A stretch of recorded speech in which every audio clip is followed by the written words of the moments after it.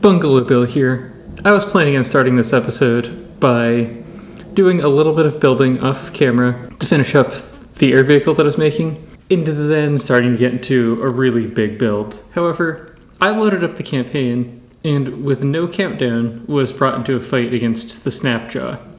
So with some of the additional durability of the new air parts, I think that I'm going to be rebuilding the Scouts at some point as an actual combat capable vehicle.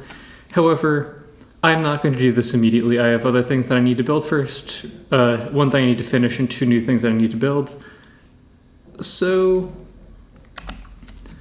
I will let that happen first, or I will make that happen first. We have seen the Snapjaw before. We will take a little bit of fire. I say a little bit. We are made out of wooden poles, so we are made out of cardboard every bit as much as the Deepwater Guard is. The only thing that we have in our favor is that we have more cardboard. Now, why the camera does this is beyond me. It really needs a little bit of work. My hands are not on my mouse, and it's just flipping out. Anyway, I'm going to do some off-camera building, and then I will properly start the episode. What I said has determined to have been a lie. I flew into my scout planes up a bit higher, and saw that I have a Kalmar and a Tortuga to fight. I'm not going to fight them both at the same time. I'm going to take these two AWSs and fight the Kalmar first, and then I will unify these fleets and fight the Tortuga, assuming that I have either of these vehicles left and that they don't actually just terminate themselves on the land. Always a risk with water skimmers.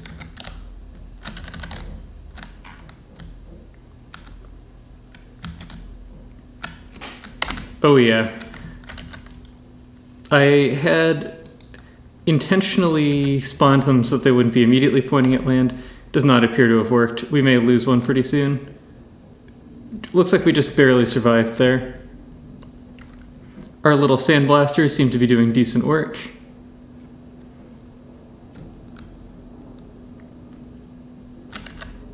This is also going to kill itself. Hopefully they will avoid each other. Fantastic.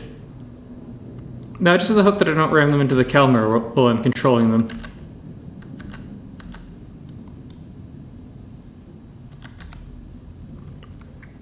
The Kalmar doesn't really have much it can do against fast vehicles. I think the reason that these weren't working in the fight against the Mott, or however you pronounce it, really has to do with a bug. I went and I tweaked the AI settings to get it to work, but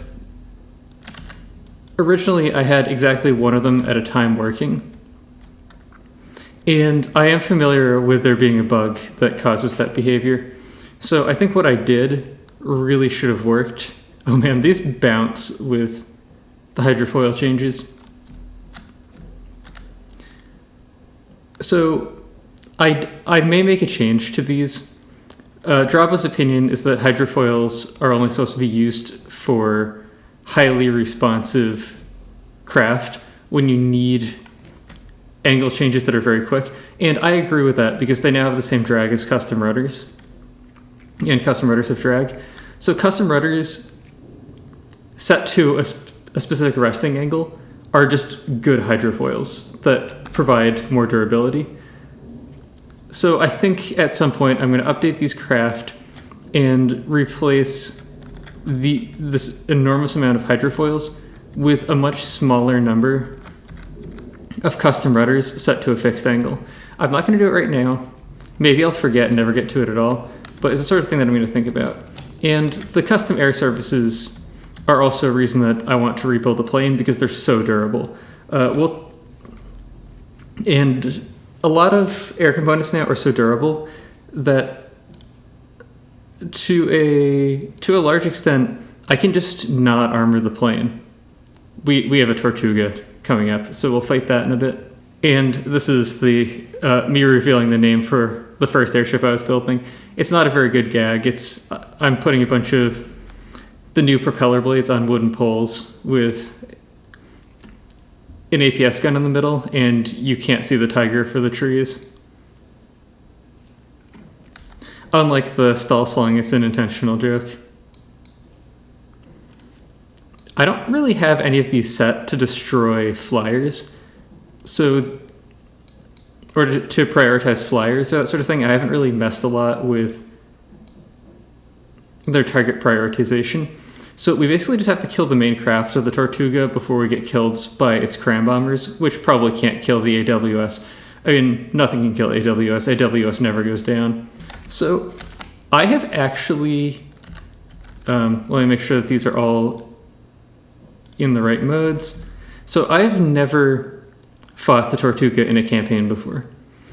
Partially that's probably because I've never played on... Or no, I haven't done much in the way of playing on easier difficulties, and even when I do, I usually squish the Deepwater Guard very early because I'm not building in real time. Okay, so these are very old designs because they don't really use the new parts that are meant to replace the ones that they have that are being used here. This is Onyx Watch level of cram. But, I mean, that's fine. They're not supposed to be amazing. And these are bomb chutes. I never use bomb chutes because they're bad. But they're cool little planes, and they sort of demonstrate the concept.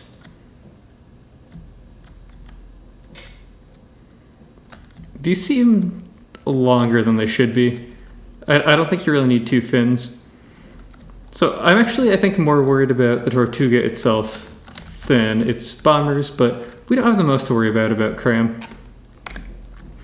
So I was going to get into the durability of planes now with the way parts have been updated, and this comes a lot into something that Draba said on the Discord recently, which is that he doesn't intend for flak to be viable against vehicles, which really improves the durability of planes.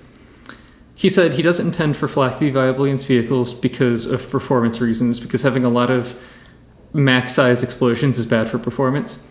I do not think that this is a good reason to do it, especially because if I use flak for CWIS, the whole purpose of CWIS, the reason that I like it, is that it is both defensive and offensive. Right, so my flak shells are going to be hitting enemy vehicles. Well, if they don't do damage to enemy vehicles, they're still going to be incurring the performance costs. So this explanation doesn't really hold up to me. There are other things that could be done. I've always thought that flak should be modeled in a different way from high explosive. Because oh man. Well, whatever. So it's not like they weigh that much and are really doing that much damage to each other. Okay, we've despawned the Tortuga itself. So, like, flak, sort of in real life, is a fragmentation weapon. So what I've always thought is that flak in-game should...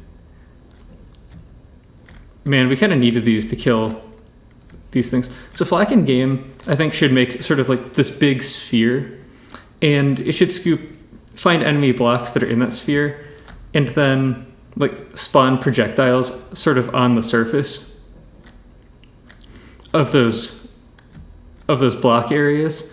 Not necessarily a lot of them, but to sort of simulate fragmentation. And it should do it in a way that the damage is sort of proportional to the percentage of the area of the flak sphere that's covered. I don't think this would necessarily be too bad in performance. For performance reasons, there are a few ways that you could make this reasonably performant.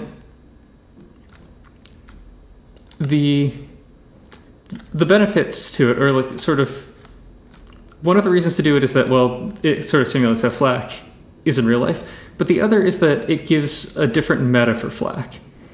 Oh, and I should add that flak would still work the same way it does against missiles. So that wouldn't change. You wouldn't have to do this against missiles. But it would provide a meta for flak, because flak would still do reasonably well. Oh, this is my vehicle. Why didn't I realize that? Flak would still do reasonably well against... So flak would do well on indirect hits, right? HE and fragmentation, they can do a little bit of damage if they airburst near a target, but not very much. It's pretty pathetic, really, especially because of how the damage fall off from HE is.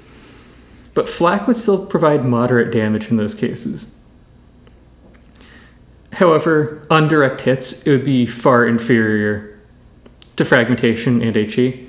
You can do a few tweaks as well to make it better against air components, like have it pierce through ducts and do either bonus damage or ignore AC from air components, that sort of thing, to give it a real niche. But I would sort of like to see flak liberated from its role a little bit and made into real anti-aircraft shells.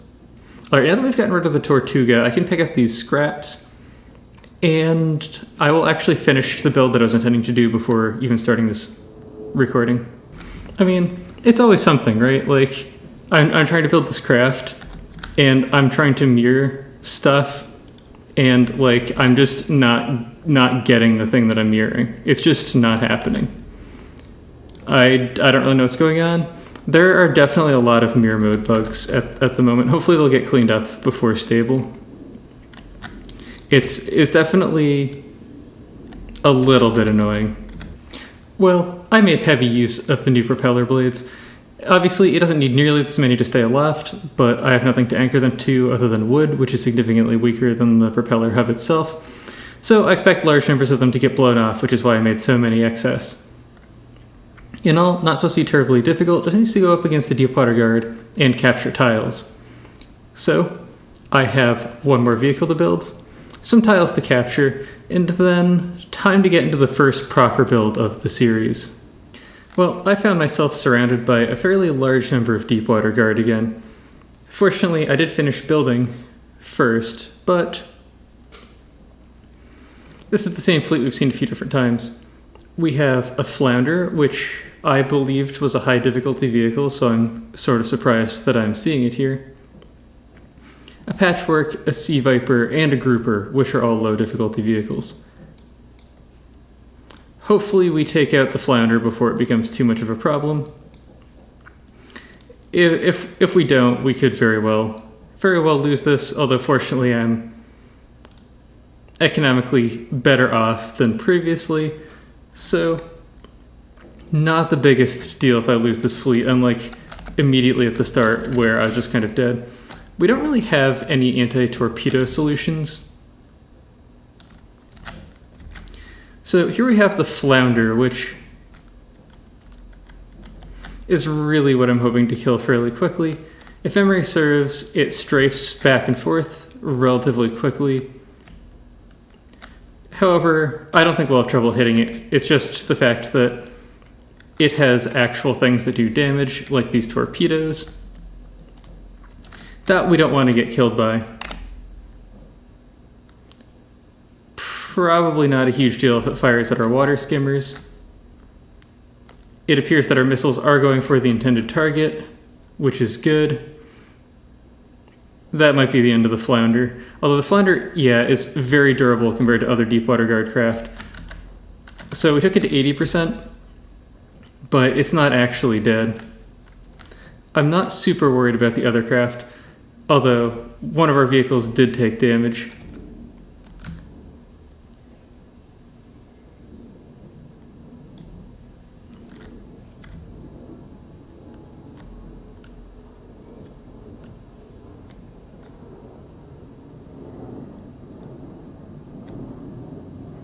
Looks like we're not doing a phenomenal job of shooting down those missiles.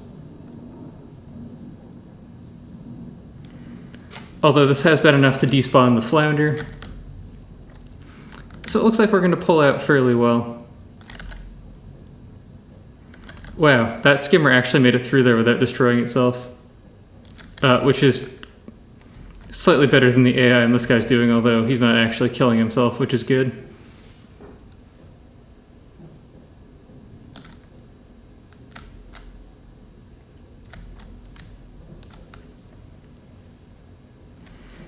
Not the best damage on that gun, but it adds up over time, especially with a few of them.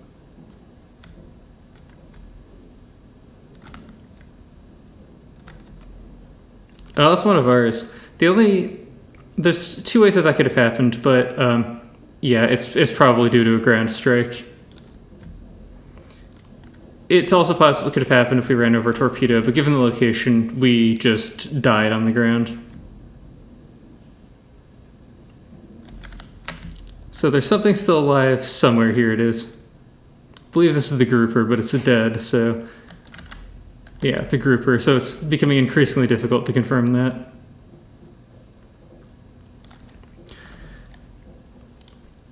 Okay, so lost one vehicle due to a sandbar. Not the end of the world. Now, I have one more build. It's a spy satellite, because my limited vision is a problem since I spent most of my time building. I need to be able to see more than this to give myself a little bit more unobstructed building time. So once I've positioned my fleets, I'll start recording once I start that. It should be a very quick build. So the first step is to get into space, and I have sort of a cheesy way that I intend to accomplish that. I don't actually know if it'll work. I haven't tried it before, and it depends a little bit on how the game is programmed.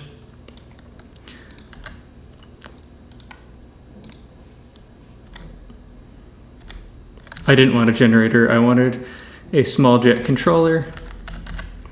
I don't really need a compressor, but we'll put one on anyway. I need a ducted intake so that I can put it on the side like that, so that I can remove this. I believe ducted intakes, actually I don't really know for certain, but I'm pretty sure, yeah, there we go. They have a connection point on top, which is what I was looking for.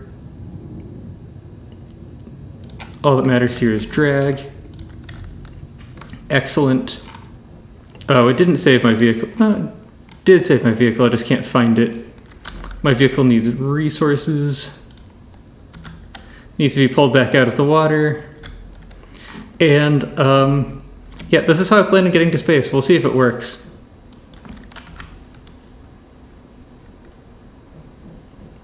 It has no resources. And here we go. Space time.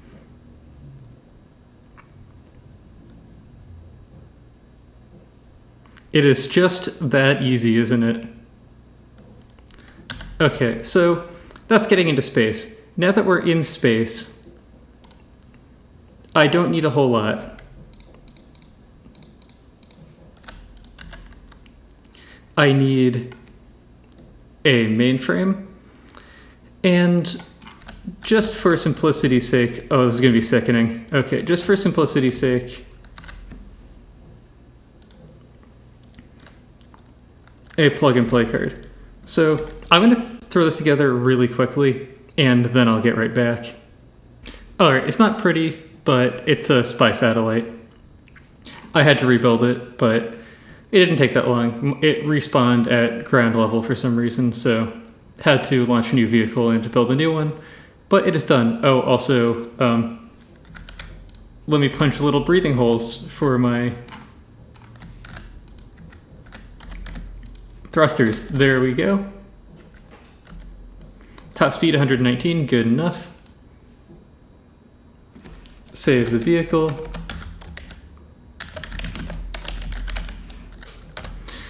I meant to do a little Space Oddity thing before I blast it off, but I forgot about it. It's not important. It's too late. I've seen everything. We've got a Lance and a Rook and a Greenfield and a Rook. Okay, so clearly I'm going to have to regroup a little bit and pull in some more forces. This isn't really sufficient.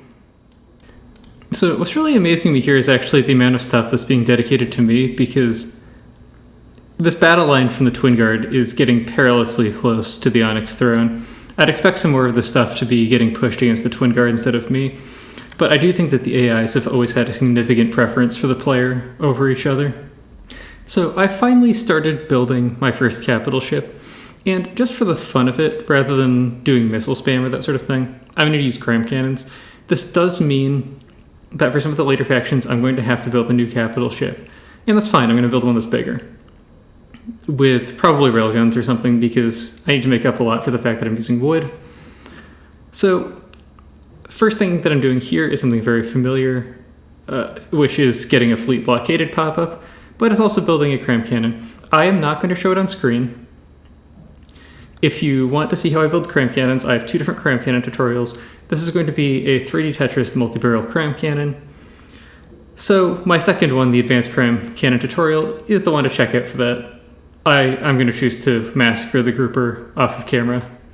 It's not for the eyes of young audiences.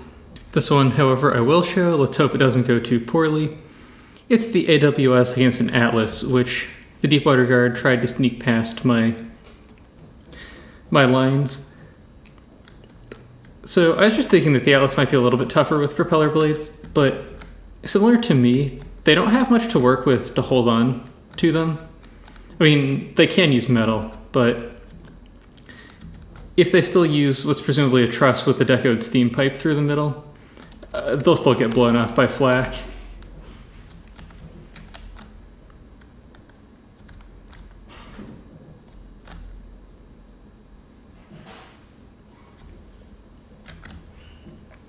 We're taking shells in return. They can definitely damage us. We're incredibly lightly armored, and although our hydrofoils have gotten tankier than they have been in the past, than they were in the past, they're not as durable as the custom rudders, which I should be using instead. I could probably make these cheaper and tankier with custom rudders. Looks like we've blown off a lot of the Dead Blade arms, even where we haven't blown off the Dead Blades themselves. Oh, never mind. We only chopped off one on that side. I thought we chopped off 2. My apartment is shaking because my downstairs neighbor is going in and out of the apartment like he has been about every 15 minutes for the last 2 days. I don't know what he's doing, but he's certainly going in and out a lot, and he is a door slammer. There are just some people who they need to know that the door is closed, like really super duper 110% closed. So I know every time he opens and closes a door because my chair actually bounces up and down. Occasionally you can hear it on video too. I don't think he slammed one hard enough this time, but in the past I have heard it, which is really impressive because I have noise filters. So like that's after I put the noise filter in post. I don't actually use a noise filter in OBS. I haven't gotten it working well for me. I use my video editor's noise filters instead, which aren't terribly aggressive. They don't massacre my voice as badly either. But the YouTube audio recompression, it's absolutely horrible for my voice. Like, it sounds kind of good while I'm doing the editing, and then I listen to it on YouTube and it's awful, and I really haven't figured out what I can do about it. It seems like it's mostly outside of my control. I think my vocal range is a little bit outside of what the YouTube compression likes, so I have considered actually artificially pitching it up or something and seeing if that prevents it from getting absolutely hammered by the YouTube recompression. Okay, this isn't a terribly significant battle in terms of my forces or the enemy forces, but it is the first time that I'm using this craft. And in my infinite wisdom, I have allowed any one of these to saturate the output commands, so we can get some somewhat rough outputs at times. I'll make sure I'm not holding our fire. And we are fighting a Jacob Scorn. It's likely that these rams won't really do anything anymore, although it's probably pretty doubtful as to whether or not they ever would have. And a Sinner's Outpost. So let's see what happens. I did some work to stabilize this. It seems, I say stabilize. I never got it super stabilized, but better than this. So this is a little interesting. Oh, these look right. We'll probably stabilize eventually. Yeah, there we go. The new propeller blades are a bit rough because of their long ramp up and ramp down time. It is very difficult to make a responsive craft with them. PIDs don't really work when there are these long ramp up and ramp down times, even with these relatively short blades. So it looks like we're taking out the Jacob Scorn first. Shouldn't really take us that long, although we are using some of our fire against any incoming crams. Also, It thinks that I'm built backwards, but I don't think it really realizes that the propeller blades work in both directions, so it doesn't matter which way they're placed. Alright, they're technically the back ones. The top side of them is towards the back of the vehicle. It doesn't actually matter. Definitely not the best cannons on these vehicles, but they are cheap cannons, so it's not like I should expect that much. We're also drinking way more engine power than I thought. I just threw up a ton of propeller blades without thinking that much, and it is really consuming engine power. Ooh, we took our first hit on this craft. We probably couldn't shoot at those shots because they were pitched down too much. Fortunately, this is all empty space, and you can't blow up empty space. Alright, a flawless victory. I think I set this so that it shouldn't be pitching. Oh, max pitch to target. Yeah, we shouldn't be pitching to the target. It'll prevent us from shooting. Yeah, something I just noticed that may be a huge issue for me in the future is the twin guard. I believe these are white flare lines. And so twin guard, white flares, and lightning hoods, they're all over here. They've taken a lot. So they're going to be really rich to the point where I probably won't be able to productively fight them without help from other factions. Like, it's just not a thing I can do. This is kind of ridiculous. So we'll see. And I've definitely been pulling a lot of the aggro. Like, a lot of the remaining forces for the Onyx Watch are both down here and coming down here. Despite the fact that I'm not capping Onyx Watch. Well, I'll muddle through the best I can. I do need to make a murder vehicle, which is what I'm working on now, to actually just be able to indiscriminately kill all of these vehicles without taking too much damage if I want to have much hope. To kill the lightning hoods, I'm probably ultimately going to have to make a submarine. The issue with wood against lightning heads is that smoke only reduces the AP of lasers.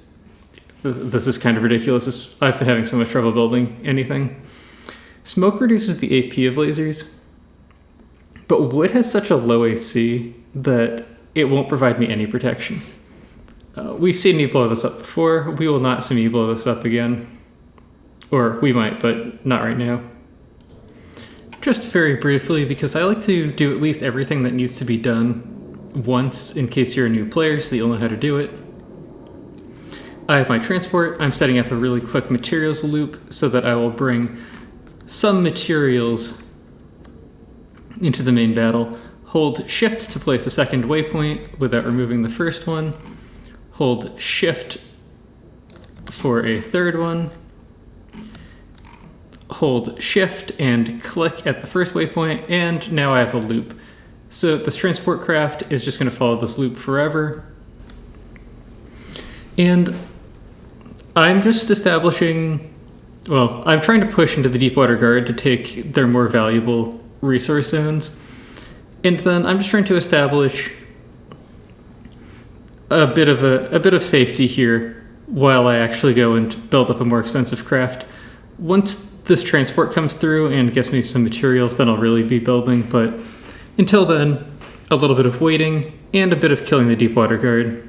I wasn't going to show this fight, but I somehow managed to spawn the Pulley Warrior 500 meters in the air by accident. Look, I'm just fighting a patchwork and something else of very little note. So, not hugely important, but yeah, definitely an interesting experience. The something else of very little note was the Walrus. Sorry, Walrus.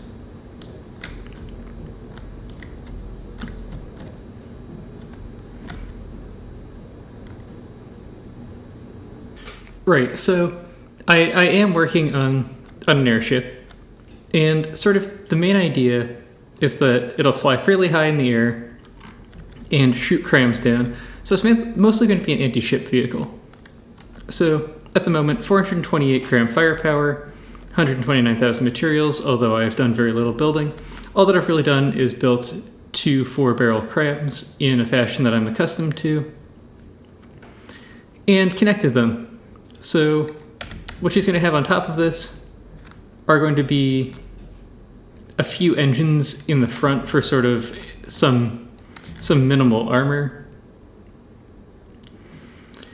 And then I need to build in a lot of active defenses, so anti-missile missiles, lambs, sea-whiz, that sort of stuff. But I will definitely get a bit of work done and then get back with some of that. Right, so something that I will show a little bit, because a lot of the stuff is stuff that I've done before, and that stuff I will only show progress in stages, but something that I haven't shown myself doing before is lambs, and there are a few different ways to build lambs. Overall, you need a laser cavity somewhere. So something that you can do is you can have distributed lambs where you have multiple multi-purpose laser blocks, or you can have a monolithic one with a single multi-purpose laser block. When the multi-purpose laser block gets taken out, you will lose the lamb system that goes. I did the thing, the ATM machine thing, but you will lose the lambs that goes along with a multi-purpose block. So I still prefer to build monolithic lambs, and the reason I prefer to do that is it means that I get my full lamb strength everywhere. If you build multiple lambs, you will need to put lambs nodes from each lambs everywhere on the ship, and it can get a little bit painful. So let's talk about lasers, I guess. I'm not going to be trying to do the absolute most efficient thing I can. I'm just putting this multi-purpose laser block in a relatively safe place, which is on the top and center rear of the ship, and then bringing these blocks to a place where they're actually useful. So beyond that, laser coupler. And laser couplers you can put on some number of Q switches. These choose how often they pulse, 0 through 4. 0 is continuous, which is once every game tick, so 40 times per second. Then 1 is once per second, 2 is twice per second, etc. up to 4. For lambs, I always use continuous lasers to avoid overkilling shells. However, continuous lasers have, so here, yep, it says 40 shots per second, 75 damage per energy.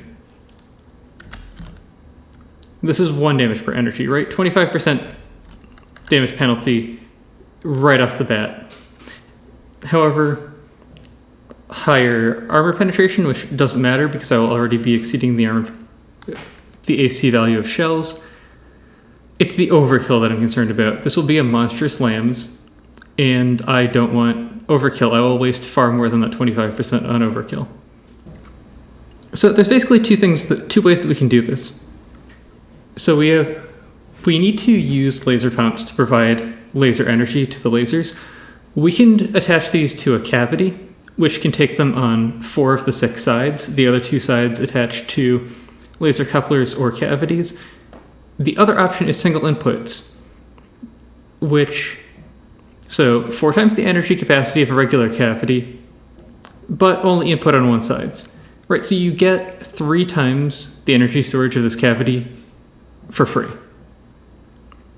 However, laser cavities, you cannot attach pumps to these, but 40 times the energy capacity of a regular cavity at only 9 times the cost. So it's 4 times more efficient.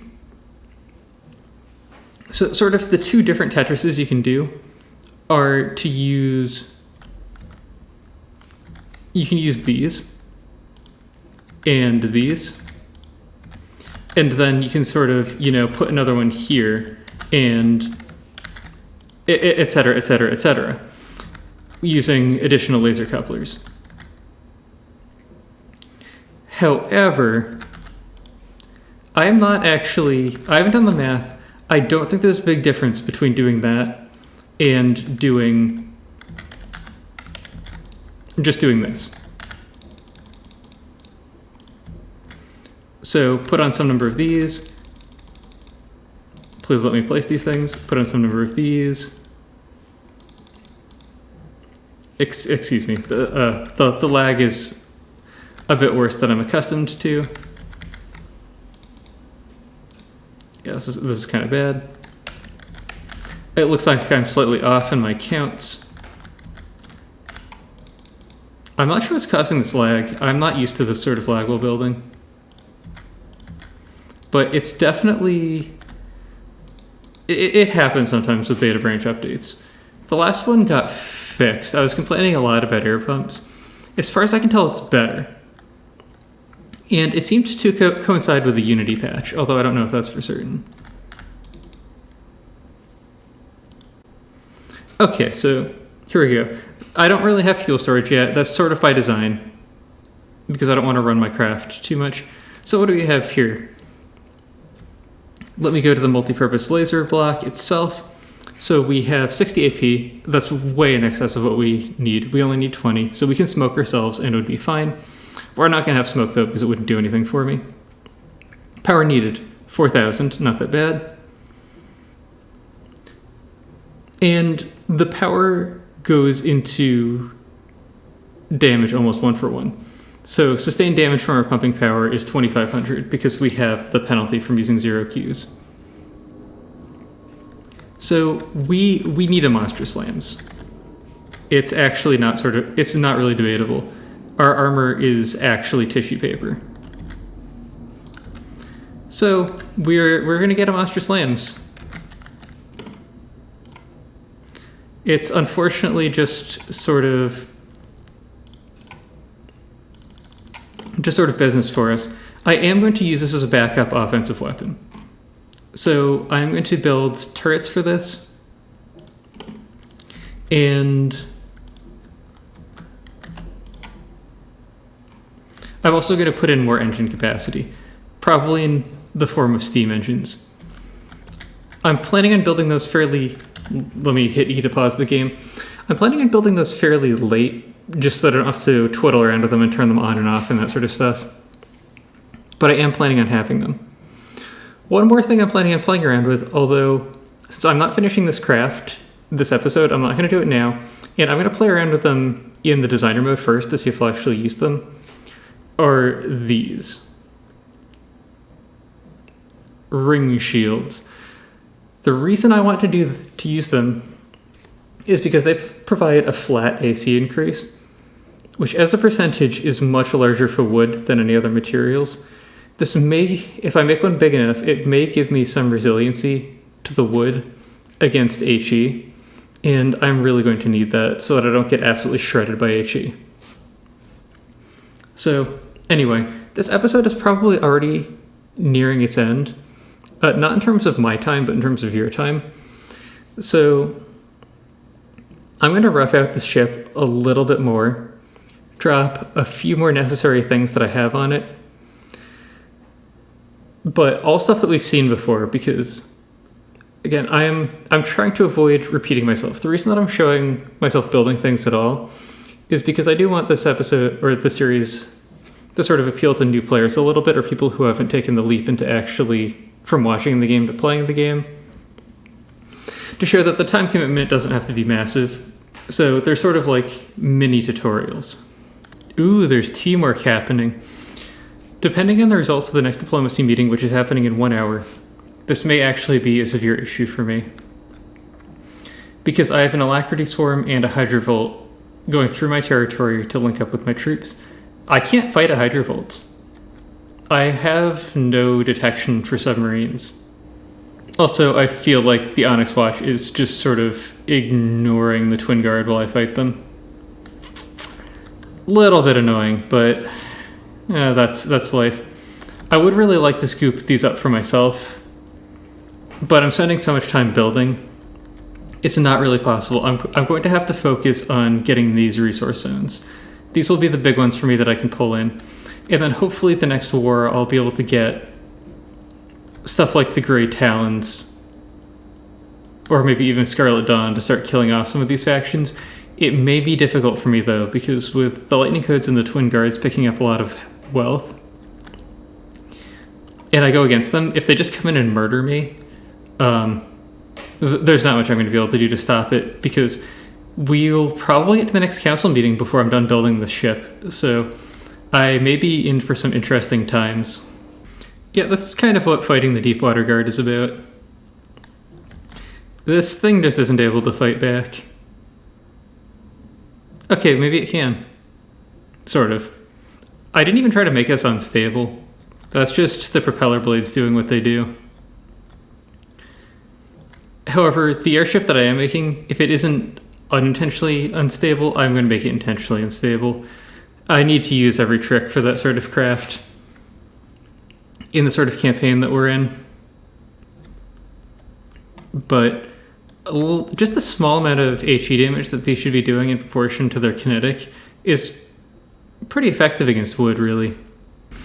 Alright, so the patchwork is a big block of wood with no scuttle settings for low health, so you blast all the weapons off the deck and then spend like the next 10 minutes slowly erasing it from existence. If I didn't have my forces scattered so much to try to scoop up as much land as I could as quickly as possible before the other factions take it, wouldn't have taken so long. It is necessary, though. I'm just going to say it. This thing scares me. Generally speaking, large vehicles just aren't low difficulty because they just decided not to make them low difficulty. The Exodine is a run killer for low difficulty campaigns because the lightning hoods can basically start with one and it can erase you from existence. The fact that there is one and I do not have submarines or anything that can kill it means I cannot face the lightning hoods. My current ships would just be completely removed from existence by the Exodine. Exodine, it's not that scary compared to some of the other lightning hood vehicles, but to some extent, like, it's a baby Candela because, you know, the Candela, water skimmer, fast, lasers. Exodine, a little bit more of a glass cannon, but they both just sort of die to one shot sometimes, and other times are immortal. Exodine's not quite as good at doing damage, though, but the laser rebalances of how the frequency doublers affect AP compared to your storage and your pumps, making it hard to get 300 AP lasers that just nuke you no matter how much smoke you use, have really kind of compressed the difficulty ranges of the Lightning Hood's vehicles, as well as how strong smoke is now against them. Alright, this is basically going to be what my airship is going to look like on the inside. There's obviously still a lot of work to do. I'm going to do some of that as part of this episode, but primarily I'm going to get down to crunch time in the beginning of the next one. So, 262,000 materials, so we're starting to get pretty big. We only have cram firepower listed right now. We will have approximately 80 APS firepower, and we will have some laser firepowers as well. If this LAMS is not shooting down shells, I am going to have it programmed to shoot enemy vehicles, and regardless, I'm going to have it shooting at nearby enemy vehicles so that we don't get nuked. So what we basically are is material storage and engines in the front. I'll probably reconfigure this a little bit. Cram pancake, lasers, AI, and 2 turrets. So I'm going to pad out the actual volume of this craft a little bit to sort of lock down what the shape is, but it's not going to be until the next episode that I really get to work laying down my propeller blades, my secondary AI, that sort of thing. Alright, yeah, so I'm definitely wasting my recording time a little bit. I don't think we've seen the scuttle gun yet, though, so padding my watch time a little bit with that, maybe, but the way I really see it is it's detracting from my build time on my new airship. So, to me, these look like belt blasters with 3 clips and a loader for each one. They have timed modules on them, so I'm assuming it's flak, but it still seems like a little bit of a waste to me. As well as some dumbfire rockets, which can absolutely hit us, by the way. But we'll watch it. I haven't fought the Scuttle Gun before. And all things considered, it's not that much cheaper than what I'm shooting it with. Oh yeah, it can probably do some real damage to us. Let's see if it knocks us out of the sky or not. I've sort of gone for the resilience through volume style of doing things, so that I don't even have a lot of blocks. They're just kind of spread far apart, so at least it hopefully takes a few hits to kill these. Okay, so I wasn't even recording, so I can't blame OBS on it. And I'm having some severe lag issues. Let's see if it repros while I'm... Yeah, there we go, stutter. I don't have anything on this that stutter. It says you have in play forces huge distances from the camera. Consider pulling them out of play. That's just been stuck there. I've already pulled everything out of play. But, yep, I placed a few blocks and then this huge lag spike. I mean, maybe restarting the game will help me. Maybe there's just something that's bugged. But to me, what this means is that I'm not going to get that far this episode. I do have a fight that I want to do before I transition to the next episode. So I'm mostly going to set this craft aside for now. Hopefully once I restart the game and come back for the next episode, it'll be better, and I'll really get back to grinding. Actually, it's not lagging when I'm not placing blocks. It's like every certain number of blocks that I place, there's this huge lag spike. And if I'm building fast, it's like costing me double the time that it would normally take me. So I'll join you in what'll probably be the last fight of the episode. And then in the next episode, I'm just really going to hammer this craft out. Okay, this is not what I intended the last fight to be of this episode, but it's what we're getting. I will tell you what I intended the last fight to be, and it's what you can look forward to for the beginning of the next episode. So here's us, the Pulley Warrior. We have a Vanguard, and a Scuttle Gun. I don't think I'm missing anything. So let's see what we go after first and what goes after us.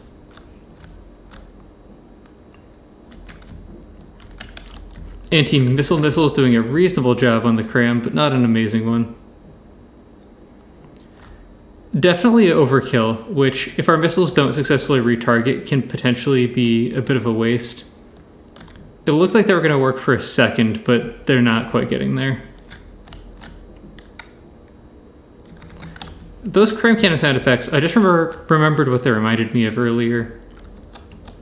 It's some of the newer warp effects for Star Trek. I think that they might be a bit better than the ones that the game comes with, but I don't think they're quite there. Also, not an audio engineer, as you've known from my continuous audio issues on this, but I don't know. Anyway,